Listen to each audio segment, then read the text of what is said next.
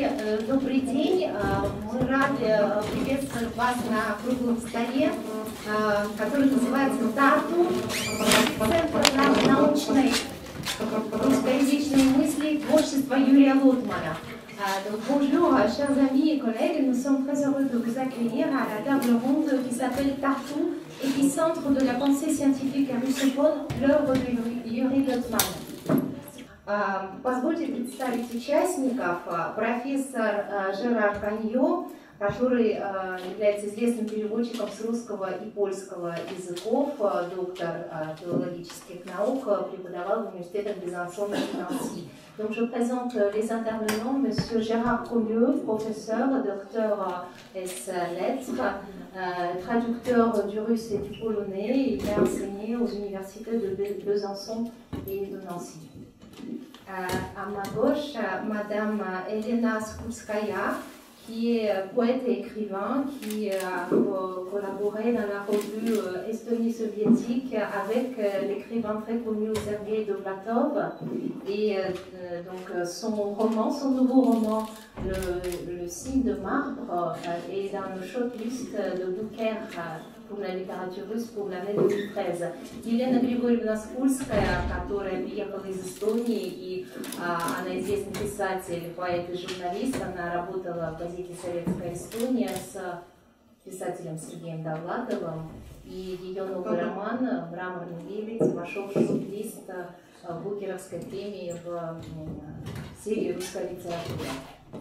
И училась у Юрия Михайловича Лотмана. И самое, может быть, важное в этом круглом столе, то, что она ученица Юрия Михайловича Лотмана, donc c'est l'élève de Lotman, donc elle va nous donner un témoignage de cette période.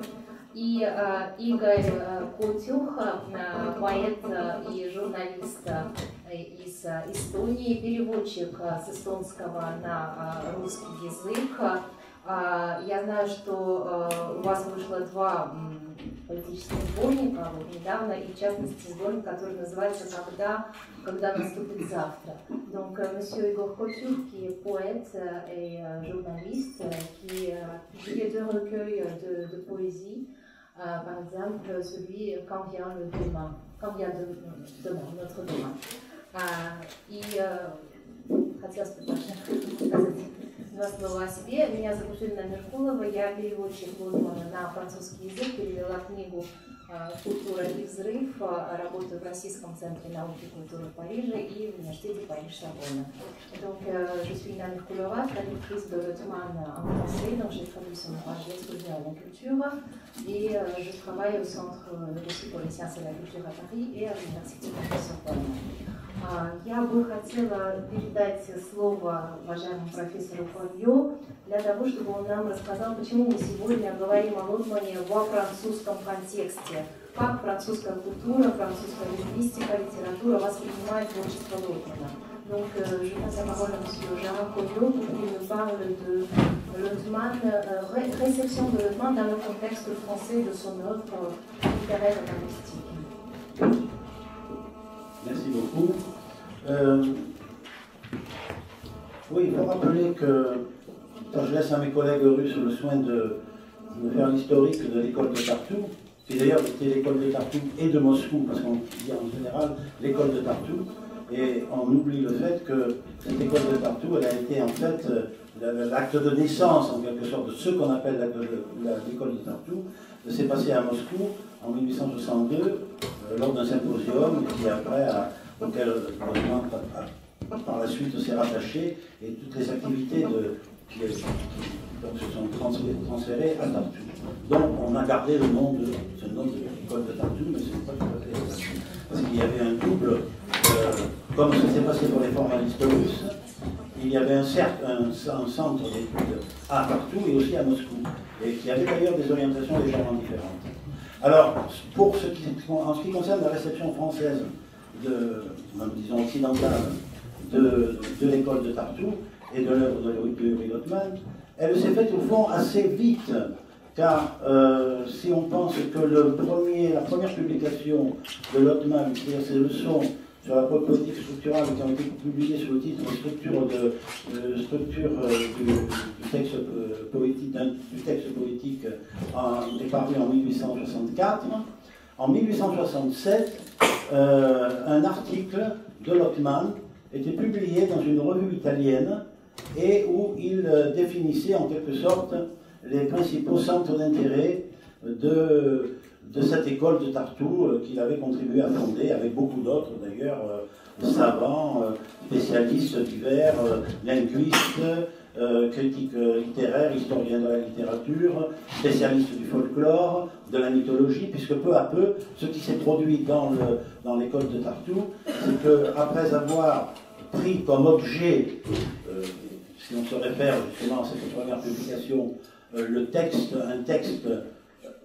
disons, ce qu'il appelait un texte littéraire et surtout un texte poétique, la sémiotique qu'il venait de créer, disons, s'est répandue dans beaucoup d'autres secteurs de la culture, jusqu'à englober toute la culture elle-même, ce qui apparaît dans la notion de sémiosphère qu'il va par la suite proposer, mais un peu plus tard. Donc il y a une évolution. Ah oui, excusez-moi, j'ai complètement oublié. Alors, attendez. Я просто сделаю небольшое резюме на русском языке. Хотела бы спросить, есть ли кто-то, кто не понимает по-французски в зале? Есть, да?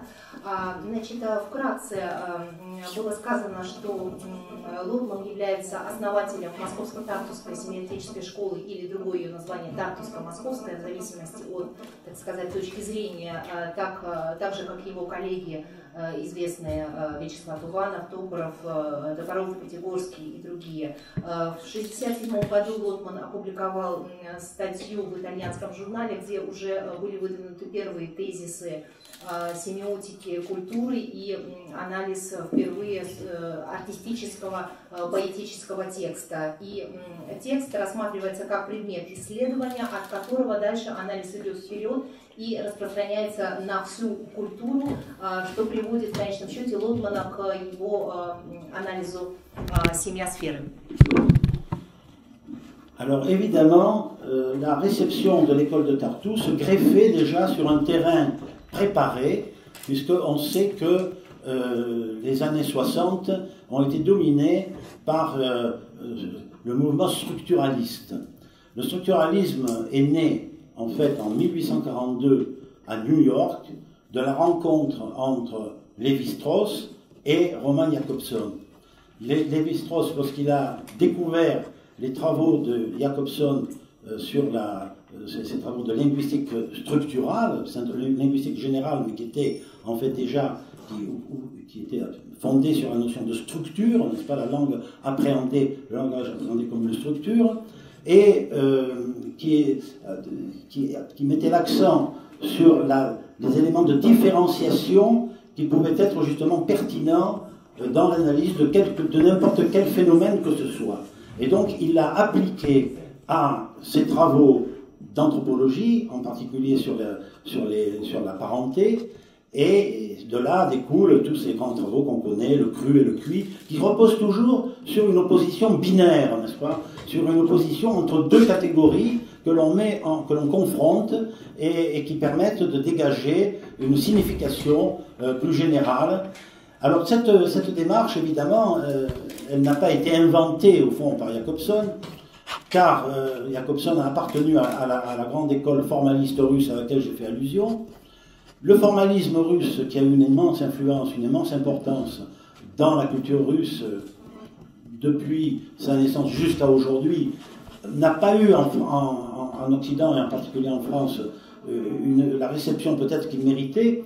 En fait, c'est Tsvetan Todorov qui, pour la première fois en 1965, a publié une anthologie des textes formalistes russes. Et si je parle du formalisme russe, c'est parce qu'il y a un lien évident entre l'approche des formalistes, l'approche qui est scientifique de la littérature par les formalistes, et la sémiotique de l'école de Tartu. Il faut rappeler aussi... Ah oui, excusez-moi. Опять же, резюмируя говоря о московско-тартусской школе и ее связях с французскими учеными. В 1942 году в Нью-Йорке происходит встреча Леви-Стросса и Кобзона, и, собственно, это отправная точка влияния русской науки, русского структурализма на французские концепции, потому что дальнейшие работы Леви-Стросса, как «Сырое» и «Вареное», все они основаны на бинарной оппозиции, которую мы находим у формалистов. Во Франции формализм становится известен с публикацией антологии в 1965 году Цветаном Тодоровым, антологии русского формализма. И именно с того времени пересекаются два подхода: русские формалисты, структурно-научный подход к тексту и, собственно, семиотика тартусской школы. Oui, donc, il faut bien en avoir vu qu'avant la Kobson et avant les formalistes, il y a eu Saussure, le cours de linguistique générale, qui a eu une très grande influence sur l'évolution de la linguistique en Russie, à travers Baudouin de Courtenay, qui a été le maître des formalistes. Donc tout, vous voyez, s'enchaîne.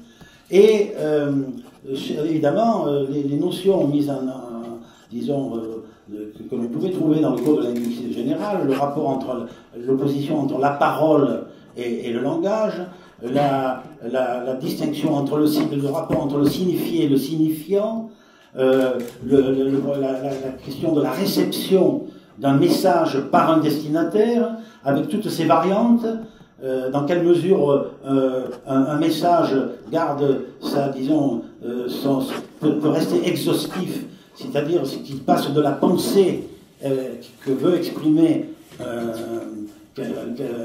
disons, son auteur, quand il va passer dans la pensée de son destinataire, ou dans quelle mesure il peut y avoir des variantes, des déformations, des lacunes, etc.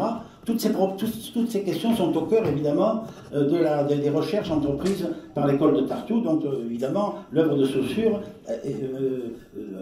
a gardé toute son influence sur ce mouvement. Mais il s'est combiné à l'influence d'un autre grand auteur, plutôt logicien que linguiste, qui était Peirce, n'est-ce pas, qui lui est à l'origine de la notion de système de signes. C'est-à-dire que c'est la combinaison, si vous voulez, entre le structuralisme de Saussure et, on peut dire, la sémiotique, la sémiologie de Peirce, qui va,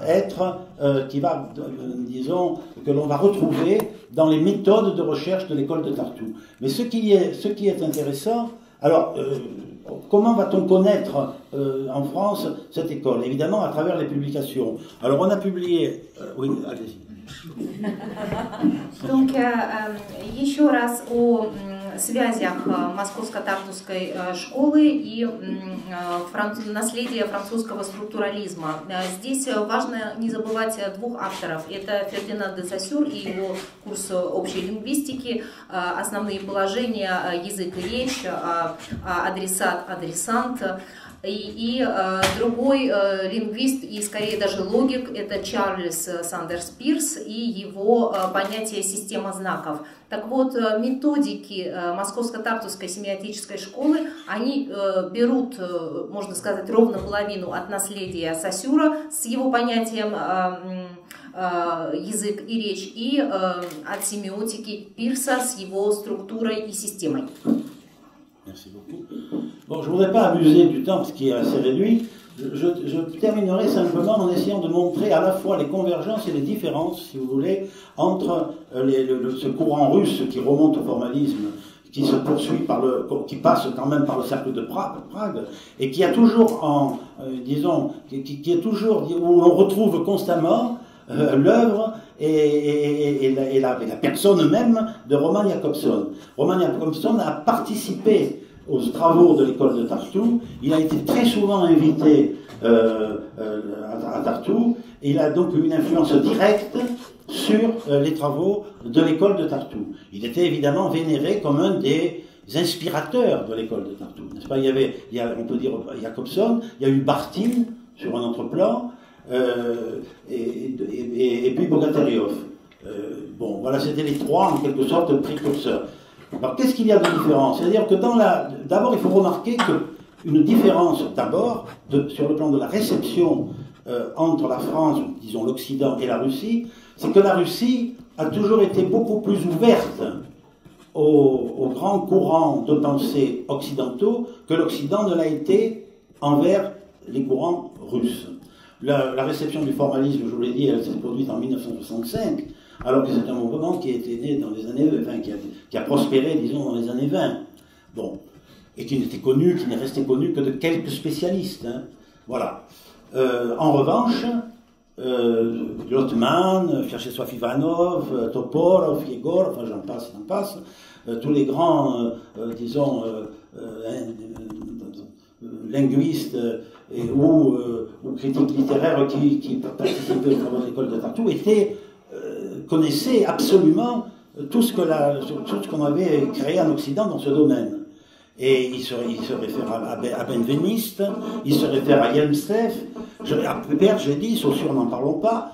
Donc il y a, et constamment, il y a cette interaction, si vous voulez, entre le structuralisme qui, dans ces années même, ces années 60, connaît une très très grande vogue en Occident et dans tous les domaines, et l'école de Tartu où on va assister à la même évolution, c'est-à-dire qu'on commence par l'analyse structurale d'un ensemble de textes littéraires, de textes isolés, et puis on applique cette méthode structuraliste, n'est-ce pas, sémiologique, cette étude des signes, cette recherche de la signification, justement, d'un ensemble de signes, on va l'appliquer à tous les domaines. On va faire des analyses, on va retrouver le langage des jeux de cartes, par exemple, le langage du rituel, de la mythologie, le folklore, etc., etc. Et donc ça, c'est un mouvement qui est convergent en Occident et en Russie. C'est-à-dire que les deux mouvements, le structuralisme occidental et la sémiotique russe, suivent la même évolution. On ne peut pas, on est obligé de faire. Est-ce qu'il y a un téléphone? Est-ce qu'il y a pas un téléphone dans la veste? Oui, il y a un téléphone. Sinon, si c'est trop gênant, Baissez simplement le baissez le son.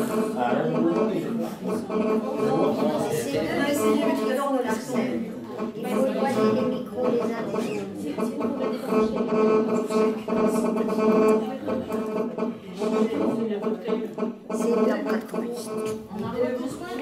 On n'a pas besoin. On peut laisser le.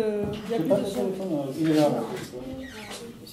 Mais si ça recommence, il vaut mieux. Il vaut mieux arrêter. Je pense qu'on peut le débrancher. Parce que vous avez de la voix et la salle est petite, donc a priori. Non, c'est pas la peine. Si vous enregistrez, c'est quelque chose, mais ça sert absolument à rien, ça nous empêche de parler. Le fond, voilà. J'ai débranché, donc il n'y a plus de micro. Vous nous attendez tous très bien.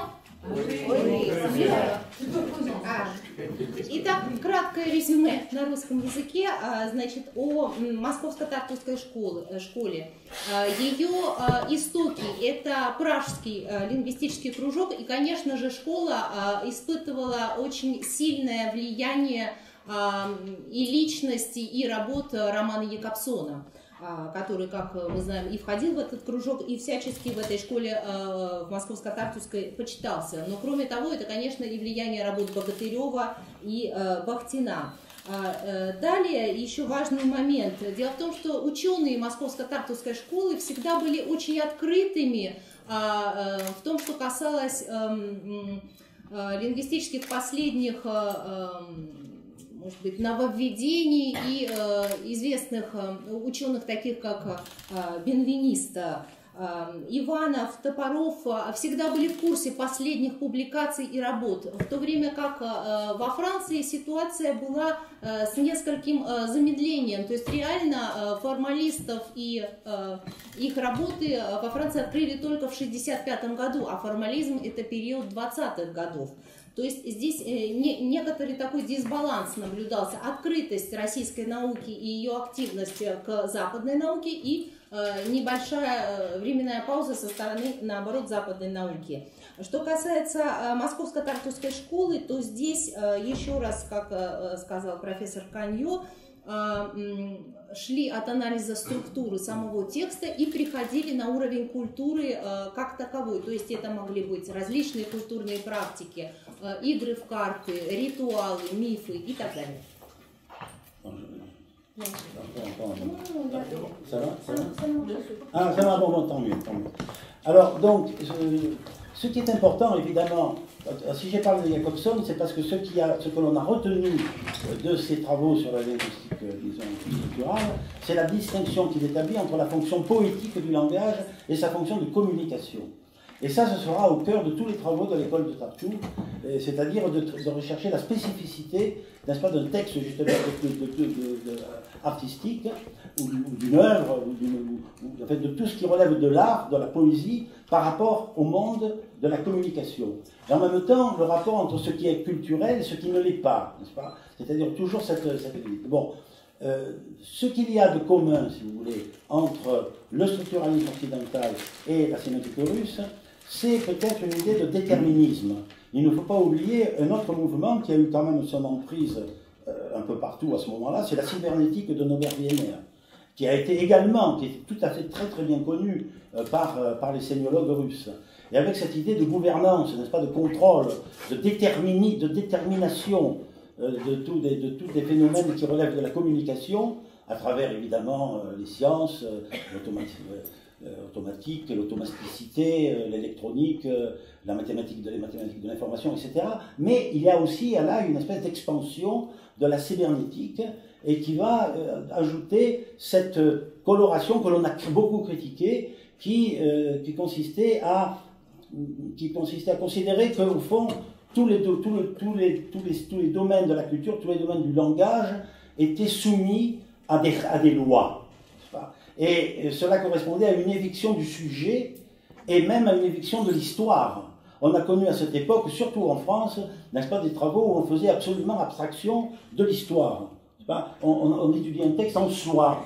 Barthes parle du plaisir du texte. Quel texte? N'importe quel texte. On ne le resitue pas, les textes, dans leur contexte. Et ça, c'est ce qu'on ne trouve pas chez les Russes.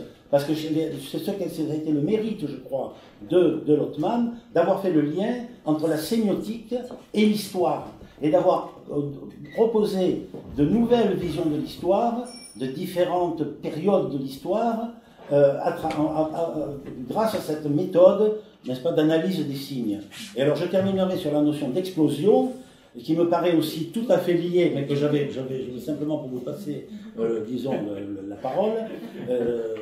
Ina beaucoup plus autorisée que moi pour en parler, puisqu'elle a traduit le livre Exclusion et culture, mais je dirais que ce n'est pas par hasard, que, je crois que c'est le dernier livre de Lotman, n'est-ce pas, que son dernier livre porte sur cette notion d'explosion, c'est-à-dire des moments qui introduisent un changement dans une continuité, n'est-ce pas, et parce que toute l'histoire russe, comme on le sait, est faite d'explosions, n'est-ce pas, et je rappellerai ce que disait déjà Tchadaïev, quand il comparait l'histoire russe à l'histoire occidentale suivait un cours extrêmement harmonieux, continu, n'est-ce pas? Elle avait une forme, elle présentait une forme extrêmement cohérente et satisfaisante pour un esprit rationnel, alors que l'histoire russe, elle passait constamment de moments d'apogée à des moments d'effondrement, sans continuité, des moments d'explosion. Et c'est ce que Lotman a pris pour objet de son dernier livre. Je passe la parole à vous. Буквально небольшое резюме. Что касается заслуг Московско-Тартусской семиотической школы или Тартуско-Московской и Юрия Лотмана, если сравнивать с наследием французских структуралистов. Дело в том, что Лотман всегда рассматривал текст в его неразрывной связи с историей. В отличие, например, от Барта, который считал, что текст нужно анализировать как таковой, как чистое создание. И не случайно, что Лотман в конце своей жизни приходит к такой работе, как «Культура и взрыв», потому что именно здесь он рассматривает историю, культуру, помещенную в исторический контекст. Еще Чаадаев говорил о том, что история западного общества и российского весьма отличаются, и в российской истории действительно много взрывов и непредсказуемых моментов. Еще один небольшой штрих к истории Московско-Тартусской семиотеческой школы, ее сильное, может быть, одно из сильных мест, это влияние кибернетики и, в частности, работ Винера. В принципе, российские ученые рассматривали текст и литературный подход к нему одновременно с анализом более строгим, точным, автоматическим, машинный перевод. Собственно, oui, et puis il y a un mot à ajouter sur le rapport entre le structuralisme et le marxisme. Il y a une étude de Gasparov tout à fait intéressante, un peu ironique d'ailleurs, qui montre que les travaux de Lotman étaient beaucoup plus conformes au marxisme en tant que tel, à la dialectique du marxisme, à l'historisme justement qui était au cœur même du marxisme, que le marxisme lui-même tel qu'il était enseigné, qui était déformé, que l'on enseignait sous la forme d'un catéchisme, parce que comme les formalistes déjà, Lotman s'appuyait sur la matérialité du texte. Il partait de la matérialité du texte ou de quelques phénomènes que ce soit qu'il examinait, de la matière même, il passait à la forme et au sens. Et non, il n'avait pas la démarche inverse, qui consiste à faire à partir d'un présupposé idéologique, évidemment, et d'essayer de façonner la réalité en fonction de ce présupposé, n'est-ce pas? Donc voilà ce qui était le modèle même de la démarche scientifique de Lotman. Beaucoup plus conforme au marxisme que le marxisme. Еще один штрих к теории Лотмана и Московско-Тартусской школы.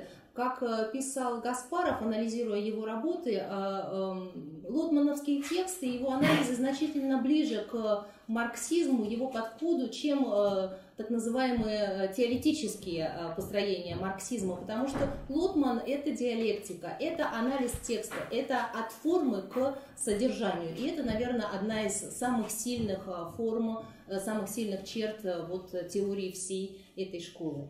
Спасибо большое, Жерар. Merci.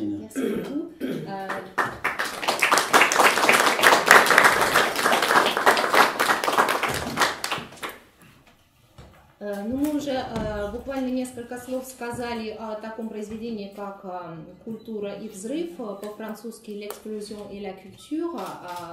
Мне повезло, я имела такую честь и счастье перевести это произведение на французский язык. И хотела бы сказать несколько слов о связи Лотмана и французской семиотики, потому что это вот именно семиотический анализ культуры. Donc, «L'explosion et la culture» de Lotman, que j'ai eu le grand plaisir et l'honneur de traduire en français. Je dirais quelques mots sur les rapports entre la sémiotique lotmanienne dans «L'explosion et la culture» et la sémiotique française. Значит, несколько фактов. Как вы многие знаете, Лотман являлся учеником Пропа в Ленинградском университете. Donc, quelques faits. D'abord, Lotman était l'élève de Prop, Vladimir Prop, dans l'université de Leningrad. И проповские модели, по сути, они лежат в основе современной французской семиотики Альгердаса, Юлиуса Греймаса и его школы. Donc, les modèles de Prop, les expositions de Prop sont à la base de la sémiotique française et notamment de l'école d'Algirdas Julien Greimas, sémioticien français d'origine lituanienne, et de son école. В середине 80-х годов Юрий Михайлович Лотман, прошлого века, Юрий Михайлович Лотман выдвигает тезис о том, что неадекватность перевода обеспечивает динамику культуры. И этот тезис также находит самый горячий отклик в работах современных французских sémiotikов. Donc, dans les années 80 du siècle dernier, Lotman avance la thèse que le caractère inadéquat, donc pas tout à fait juste de la traduction, assure la dynamique culturelle. C'est des moments d'imperfection dans la traduction qui assurent finalement la dynamique, l'incompréhension qui assure l'innovation. Et cette thèse est également très très популярен chez les sémioticiens français. Во Франции, как уже было сказано, известны работы, семиотические работы Лотмана, такие как «Структура художественного текста», «Семиосфера» и «Культура и взрыв». Donc, en France, on connaît surtout la structure du texte artistique de Lotman, la sémiosphère et culture et explosion. «Культура и взрыв», которая была переведена по заказу команды семиотиков Лиможского университета, к которой я в то время относилась, участвовала в первом издании этой премии «Русофония», которая вот завтра будет вручаться в мэрии. Это было в 2007 году, и вот эта книга была одной из отобранных и, собственно, вошла в самый первый каталог «Русофонии». Donc, ce livre, «L'explosion et la culture», a été sélectionné pour le tout premier prix Rusophonie. Donc, c'est un peu symbolique qu'on le fait aujourd'hui, cette table ronde. Demain, il y aura la nouvelle remise du prix Rusophonie. Donc, Lotman était avec nous dès le début. И я хотела бы сказать, что эта книга «Культура и взрыв», она очень актуальна сегодня в контексте диалога цивилизаций и конфликта цивилизаций, потому что она говорит о диалоге культуры нашей и культуры чужой, похожей на нее, что происходит в результате этого диалога. Donc la culture et l'explosion est très actuelle dans le contexte du dialogue et du conflit entre les civilisations dont on parle tant aujourd'hui. Donc, comment notre culture communique avec une culture autre? Quelles sont les conséquences? Quels sont les moments imprévisibles? Quelles sont les explosions et qu'est-ce que ça donne? Что в результате контакта двух разных культур может получиться? Какие моменты непредсказуемости, непредвиденности могут возникнуть? И в то же время, может быть, моменты креативные. С точки зрения перевода, мне кажется, самым сложным был, наверное, перевод термина «непредсказуемость». Donc, du point de vue de la traduction, peut-être le plus difficile, c'était de traduire le terme imprédictibilité qu'on a choisi en français comme imprévisibilité, donc ce qui sonne quand même un peu mieux, et ce qui est vraiment, je pense, au cœur de ce problème. И я бы хотела закончить мое выступление следующим. Дело в том, что вот эти переводы Лотмана на французский язык, и также я являюсь переводчиком Греймаса, французского семиотика, на русский язык, Греймас Фонтани, семиотика страстей. Вот эти две книги, они дали, можно сказать, жизнь такому проекту. Еще с 2007 года мы организовали серию конференций в Москве в доме Балтрушайтиса. Вы видите, что здесь вот контекст балтийских стран очень присутствует. И сегодня мы создали ассоциацию, которая называется «Институт Греймаса Лотмана», и которая будет заниматься переводами научных текстов в области гуманитарных наук с русского на французский и с французского на русский. Donc, ces traductions de Lotman du russe en français et de Greimas Fontani, donc l'école sémiotique française, en russe, nous ont donné la possibilité de faire une série de conférences à Moscou, à la maison de Baltrushaitis. Et actuellement, donc aujourd'hui même, j'annonce qu'on a créé une association qui s'appelle Institut Greimas Lotman et qui va s'occuper de la traduction scientifique du russe vers le français et du français vers le russe. Voilà. Так я хотела бы передать слово Елене Григорьевне Скульской, которая знала Лотмана лично, и теперь такой исторический контекст, я думаю, мы слышим. Дорогие друзья, мне бы хотелось, чтобы сейчас осуществился еще один принцип, который проповедовал Юрий Михайлович Лотман, а именно, что истинный интеллигент любит только высокое в культуре и самое низкое. То есть он любит Петрарку, например, Полю Элюара, и любит матерные русские частушки. И Юрий Михайлович очень любил матерные частушки, и когда студенты у костра, скажем, в каких-то походах их пели, он тихо подкрадывался и присоединялся. Поскольку мои коллеги осуществили этот высокий уровень, я хотела бы осуществить этот низменный. Donc, vous savez, en tant qu'élève de Lotman, je témoigne qu'il aimait beaucoup les contrastes. Donc, de plus grand niveau scientifique, il pouvait passer au niveau des blagues, des anecdotes. Il les aimait beaucoup. Et moi, je ferai actuellement la même chose. Donc, de la théorie, je vais passer aux choses très concrètes. Юрий Михайлович абсолютно не знал своих студентов и даже не представлял, какой жизнью они живут. Он жил в высоких представлениях культуры, о которых сегодня шла речь, и совершенно не понимал, как его мысли не разделяют и не понимают люди, которые только что закончили среднюю школу и дальше школьной программы с большим трудом ничего в культуре не освоили. Они по своему эмоциональному и культурному уровню годились продавщицы комиссионных магазинов, которыми они потом и стали в большинстве своем. Он же хотел сделать из нас ученых. En fait, Lothman, il était vraiment ce qu'on appelle un scientifique pur, une structure, comment on dit en français, une structure de chambre, c'est ça, donc qui ne descendait pas dans les rues. Il ne connaissait absolument pas la vie de ses élèves, il ne pensait pas, tout simplement. Il pensait que chaque élève doit avoir le même niveau spirituel et la même plongée dans la vie scientifique et spirituelle que lui. Pour lui, il était difficile d'imaginer qu'un élève qui sort de l'école ne connaît que le programme de l'école littéraire et c'est tout. Et donc un tel élève était voué à être vendeur dans le magasin. D'ailleurs, beaucoup sont devenus. Mais pour lui, c'était tout à fait un autre monde. Il pensait que tout le monde devait connaître la grande culture et le grand niveau. Когда он выдавал нам дипломы об окончании университета, он с огромной грустью сказал: насколько 5 лет назад вы были умнее, интеллигентнее и оригинальнее, чем сейчас, когда я вам выдаю эти дипломы. Et en fait, quand il nous a délivré les diplômes à la 5e année, à la sortie de la 5e année de l'université, donc il nous a dit avec tristesse: mais vous étiez tellement plus frais, plus imprévisible, plus intelligent quand vous êtes entré à l'université. Он был человеком необыкновенной харизмы, и хотя я не являюсь ни его поклонницей, ни его сторонницей, ни человеком, который бы его воспевал, и об этом свидетельствует мой роман «Мраморный лебедь», там очень много о нем написано.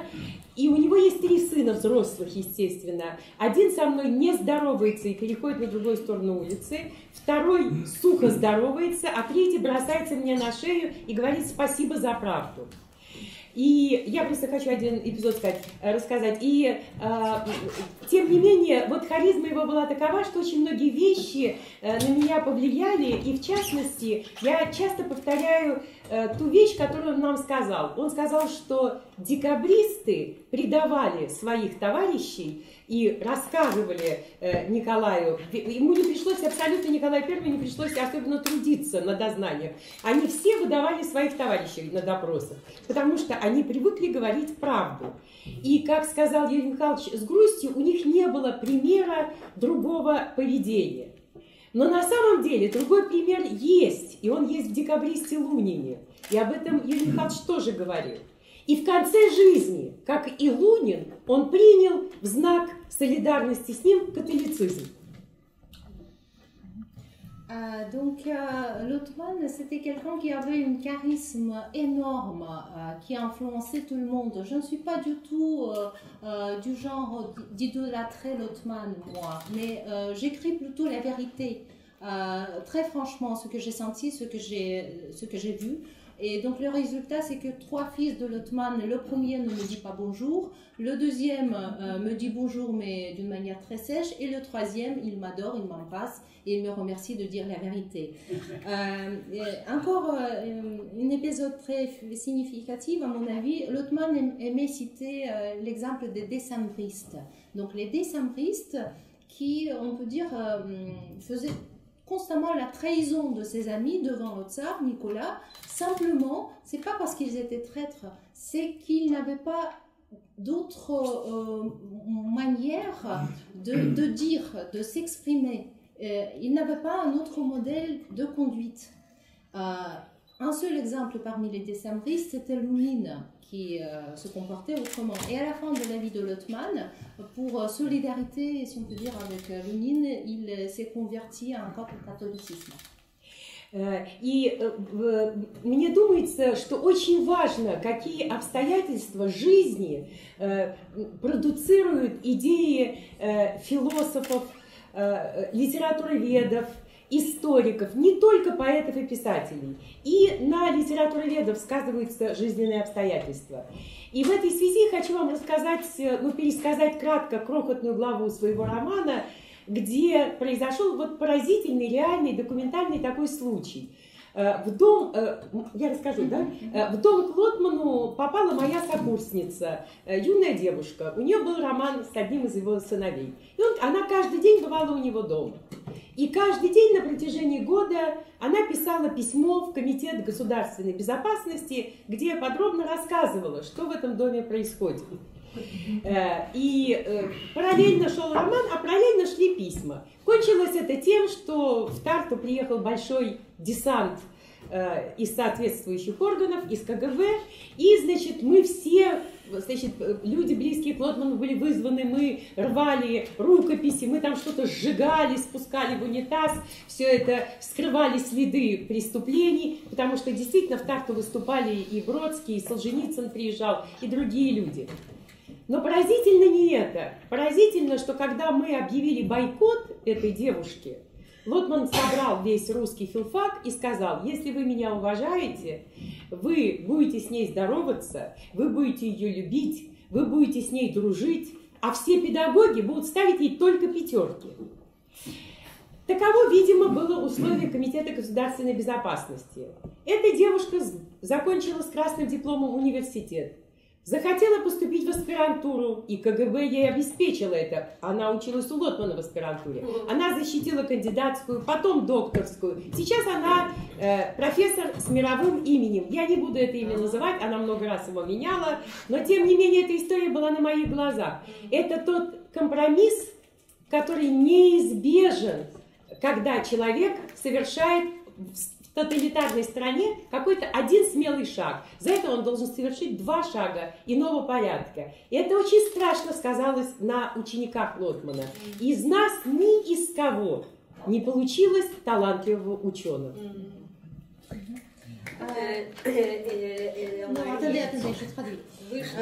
Извините, я переведу. Donc, en ce qui concerne donc un petit épisode de la vie de Lotman, donc il avait 3 fils et donc il y avait une jeune fille, une étudiante qui était amoureuse de l'un de ses fils et pendant une année, elle venait régulièrement à la maison et en même temps, elle faisait une fois par semaine des rapports à KGB. Ce qui se passe dans la maison de Lotman. Comme le résultat, donc un jour, il y a des KGBistes qui arrivent, qui regardent tout, nous on cache des manuscrits, des témoignages, des passages à Tartu de Brodsky ou de Solzhenitsyn, etc. Mais quand nous, les étudiants, ont décidé de boycotter la jeune fille en question, Lotman nous a dit non, vous allez l'estimer, vous allez parler avec elle. Et elle va avoir de meilleures notes. Qu'est-ce que c'était? Est-ce que c'était la condition imposée par les pouvoirs? Est-ce que c'était la conception de la vie de Lotman, le pardon? On ne sait pas.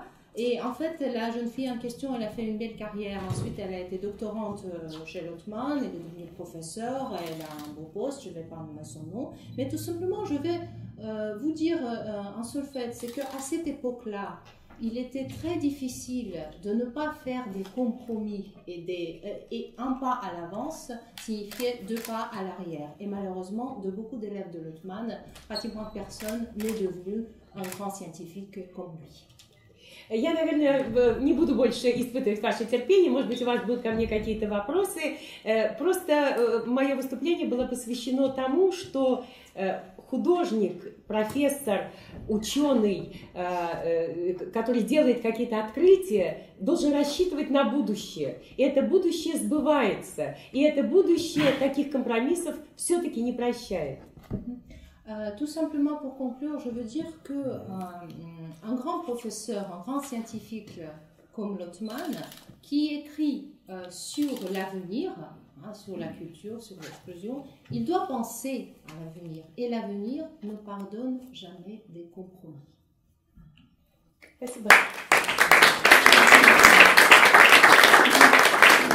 Il faudrait peut-être rappeler quand même que Lotman a laissé, je crois, enfin, c'est le chiffre que j'ai appris, à peu près 800 titres de publication. C'est-à-dire qu'il a laissé une œuvre immense dans tous les domaines. En français, on ne peut avoir que quelques livres. il faudrait quand même signaler à l'âge d'homme, en 1990, on a publié une anthologie donc, de ces textes qui concernent la sémiosphère, la sémiotique de la culture russe. C'est une anthologie avec un avant-propos d'Uspiensky, qui est un collaborateur de Lotman et de l'école de Tartu, un très grand linguiste aussi, et qui fait un peu l'historique de l'école de Tartu. Il y a le livre dont vous a parlé Lina, c'est donc l'explosion et la culture. Il y a encore, je crois, disponible la structure, son premier livre, la structure du... Ah, voilà, et la sémiosphère, je crois que c'est publié en 1984, il me semble, la sémiosphère. Et alors, il y a la première mention, on peut dire, en Occident, parce que sur Lotman, c'est une étude, c'est un article de Umberto Eco, qui était destiné qui était en préface d'un recueil de textes de Lotman traduits en anglais et publié à Oxford en 1990. Donc je ne donne pas le titre exact, c'était écrit sur la sémiotique, etc. Enfin, c'est intéressant quand même à noter, Umberto Eco, et qui d'ailleurs se réclame de l'influence de Lotman dans tous ses travaux, puisque lui-même était un sémioticien, comme vous le savez. Просто небольшое добавление от Жерара Хуньо. Известно, что наследие Лотмана это около 800 названий. К сожалению, на Западе известно всего несколько книг, как, например, вот эта «Семиотика русской культуры», которую Лотман написал вместе с Успенским, своим соавтором. И Лотман становится известен на Западе, начиная со статьи Умберто Эко, другого знаменитого семиотика, который испытал его влияние, и эта статья была опубликована в 90-х годах в Оксфорде.